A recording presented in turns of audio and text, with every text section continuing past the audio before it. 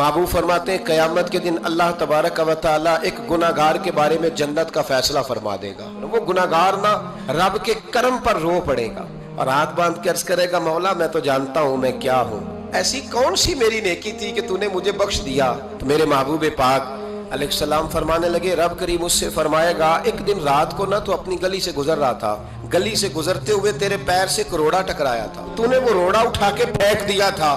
क्यों फेंका था?